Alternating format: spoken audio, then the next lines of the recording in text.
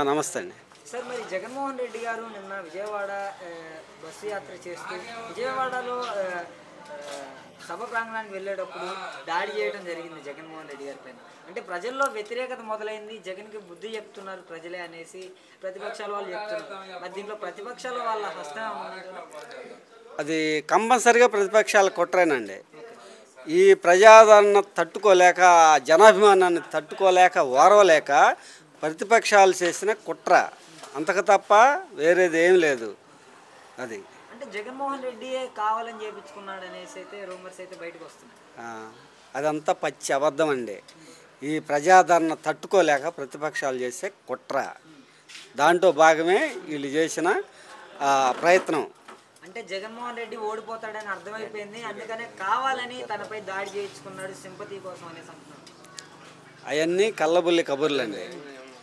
ఇప్పుడు అన్ని సర్వేలు దాదాపు జగన్మోహన్ రెడ్డి గారికి 150 నుంచి 160 సీట్లు వస్తాయని ప్రతి సర్వేలు చెప్తున్నాయి. అలాంటప్పుడు జగన్మోహన్ రెడ్డి గారు చేయించుకోవాల్సిన అవసరం లేదు.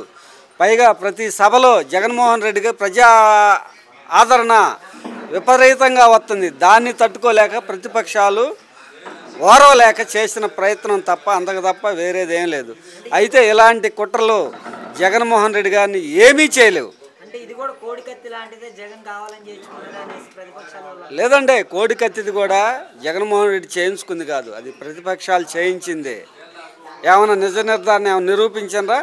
5 సంవత్సరాల్లో వాళ్ళు ఏమైనా నిరూపించరా? కోడికత్తి డ్రామాని నిరూపించలేదుగా. ఇది కూడా అలాగే కావాలని చేసిన కుట్ర. ఎలాంటి కుట్రలు ఎన్ని చేసినా జగన్మోహన్ రెడ్డి గారిని ఏమి చేయలేరు. ఈ ప్రజాదరణలో ఇలాంటి చిన్న చిన్న ఈ తుఫాన్లా కొట్టుకుపోతాయి తప్ప జగన్మోహన్ రెడ్డి గారిని ఏమీ చేయలేరు. ప్రజాదరణ అలా